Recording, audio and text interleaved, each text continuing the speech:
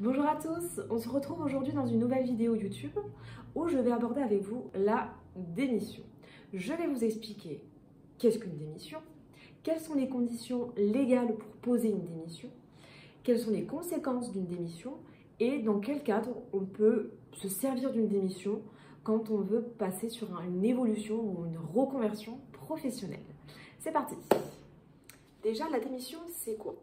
La démission, c'est quitter son job en CDI pour aller dans une autre entreprise, pour un nouvel emploi, ou alors pour suivre son conjoint suite à un déménagement dans le cadre professionnel. Ça peut être aussi dans le cadre d'une évolution, d'une reconversion professionnelle. J'insiste bien sur le fait que la démission, elle n'est valable que pour des personnes en CDI. Dans le cadre d'un CDD, d'une alternance, etc., on parlera de rupture anticipée d'un commun accord. C'est vraiment un terme légal différent et du coup, les spécificités vont être différentes pour poser son préavis, pour mettre fin à son préavis. Aujourd'hui, on se concentre sur la démission. Si jamais vous voulez que je parle de rupture anticipée d'un contrat, d'un commun accord, je peux le faire dans une autre vidéo. Et si c'est le cas, dites-le moi en commentaire. C'est parti. Première partie, comment poser une démission? Alors c'est très simple, c'est écrire un courrier à l'attention de son employeur. Il y a deux manières de le faire. Soit en courrier recommandé avec accusé de réception, donc pour ceux qui ont déjà regardé mes vidéos, c'est en LRAR, et bien le spécifier sur votre courrier. Soit c'est un courrier en remise en main propre, contre signature, et là bien noter sur le courrier également, et prévoir en bas du courrier un petit encart pour votre employeur, pour qu'il puisse mettre la date et la signature du jour où vous remettrez le courrier. Pourquoi c'est important de dater et de signer votre courrier? C'est important pourquoi? Parce que c'est là que va démarrer votre préavis. Si vous faites une démission en recommandé, la date du début de votre préavis sera la date de première présentation. Admettons, vous envoyez votre recommandé, la poste l'apporte à votre employeur, mais ce dernier n'est pas là pour signer le courrier. Eh bien, quand même, le préavis démarra sur cette première présentation, même si votre employeur n'a pas réceptionné, n'a pas ouvert la lettre. Donc, c'est important de bien le noter. Et c'est pareil pour la démission. Si vous faites une démission en main propre contre signature, le préavis démarrera le jour où votre employeur signera le courrier. Donc, c'est vraiment important de le notifier sur le courrier, que ce soit en objet en disant que c'est soit en LRAR, soit en remise en main propre contre signature. Et si c'est le cas, si c'est en main propre, bien mettre en bas et bien vérifier que votre employeur note bien la date et la signature de la remise du courrier. Parce que derrière, ça va enclencher plein de choses pour vous. Voilà comment on pose une démission. Il n'y a rien de plus simple et de plus rapide. Alors, c'est bien maintenant, on s'est posé une démission, mais vous allez me dire comment je sais le préavis, combien j'ai de préavis, je sais pas. Donc comment on fait? Eh bien c'est très simple. Première chose, il faut vérifier que vous soyez bien en CDI, comme je le disais dans la partie introductive. Deuxièmement, il faut vérifier votre contrat de travail. Dans votre contrat de travail, il est notifié les préavis que vous avez à respecter en cas de démission, en cas de licenciement. Donc vérifiez bien ça sur votre contrat. Par contre, si c'est un vieux contrat qui remonte à des années et des années, je vous invite quand même à vérifier votre convention collective. Parce que peut-être qu'entre-temps, vous avez changé de catégorie de métier, vous êtes peut-être passé sur une ancienneté qui va modifier votre temps de préavis. Donc vraiment, vérifiez ça. Pour consulter votre convention collective, il y a 3 possibilités pour moi qui sont assez faciles d'accès. La première, c'est Internet. Vous allez sur Légifrance. Vous regardez préavis, métier, je sais pas, soudeur, convention collective de l'industrie. Et vous avez les derniers articles en date et à jour. Soit vous pouvez demander à un syndicat, si vous êtes syndiqué. Si vous ne l'êtes pas, vous pouvez quand même demander, il n'y a pas de raison. Et troisième possibilité, c'est de demander à votre service des ressources humaines.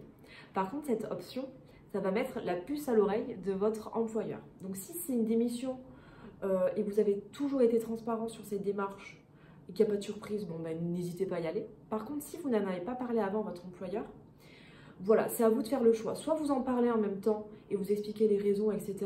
Et ça peut être pour vous peut-être l'occasion de rebondir dans l'entreprise. Peut-être qu'ils vont vouloir vous garder, vous proposer autre chose qui puisse vous convenir. Ça peut être un des moyens de négociation, n'hésitez pas.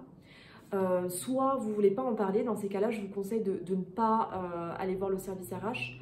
Voilà, si vous voulez pas que ça se passe comme ça, ne le faites pas. Ensuite, une fois que vous avez déterminé la durée de votre préavis, de votre préavis, que vous l'avez bien noté sur votre courrier, etc., que le préavis commence, bah, du coup, qu'est-ce qui se passe pendant le préavis? Donc, vous avez plusieurs options. Soit vous travaillez toute la durée de votre préavis, soit vous pouvez poser des congés payés. Par contre, si vous posez des congés payés, vérifiez bien que vous n'en posez pas plus que ce que vous n'avez, pour pas qu'on vous retire de l'argent sur votre solde de tout compte, parce que vous avez un dû envers votre employeur.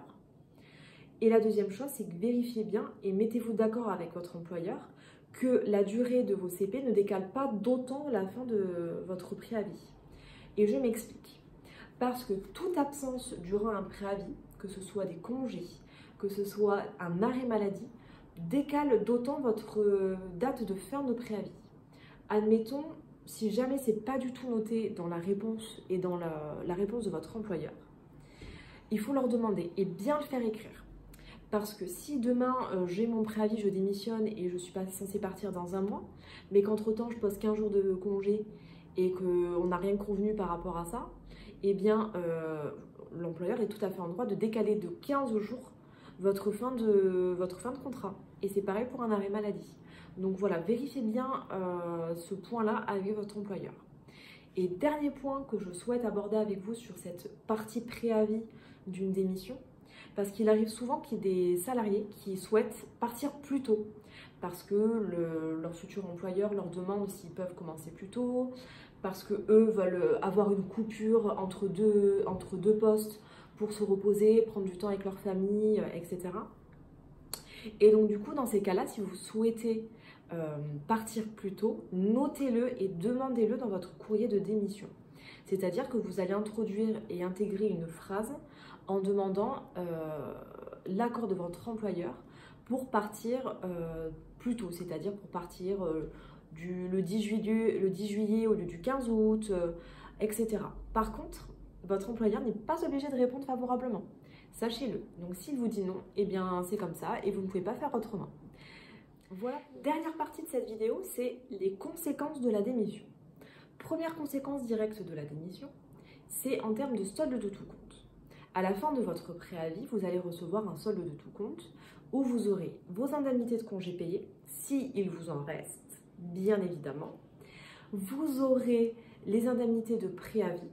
Donc, c'est-à-dire que durant ce préavis, vous allez recevoir un salaire. Enfin, du coup, on appelle ça une indemnité de préavis, mais ça équivaut à votre salaire du mois, par exemple. Là-dessus, il n'y a pas de grand changement ou ne vous attendez pas à avoir une somme supplémentaire. Par contre, vous n'aurez pas d'indemnité de fin de contrat, comme on peut avoir pour certains types de licenciements ou des CDD, par exemple. Et ensuite, en termes d'indemnité Pôle emploi, d'accompagnement Pôle emploi, il va y avoir certaines différences. Si vous faites une démission pure et simple, il n'y a pas d'indemnité Pôle emploi. Par contre, si vous faites un CEP démissionnaire, j'ai fait un post là-dessus sur Instagram et je vous invite à aller le consulter puisque j'y indique toutes les conditions pour le CEP démissionnaire. Là, vous aurez un accompagnement Pôle emploi et donc des indemnités, des aides pour vous accompagner dans votre projet. Et il y a aussi une aide qui peut être octroyée lorsque vous faites une démission suite au déménagement pour suivre votre conjoint dans son projet professionnel également. Admettons, exemple très concret, vous êtes marié, votre mari ou votre femme est muté dans une autre ville et vous n'avez pas le choix que de le suivre, forcément. Du coup, vous avez le droit de démissionner pour suivre votre conjoint suite à une mutation professionnelle. Et ça peut vous aider dans votre démission et ça peut vous débloquer le Pôle emploi. J'espère que cette vidéo est assez claire pour vous et vous permet de mieux comprendre comment poser votre démission, comment bien la réfléchir et la préparer avant de vous jeter dedans. Si jamais vous avez des questions, n'hésitez pas à m'écrire, soit en commentaire, soit par mail, etc. Et je répondrai à toutes vos sollicitations. En attendant, je vous souhaite une très très belle journée et je vous dis à bientôt.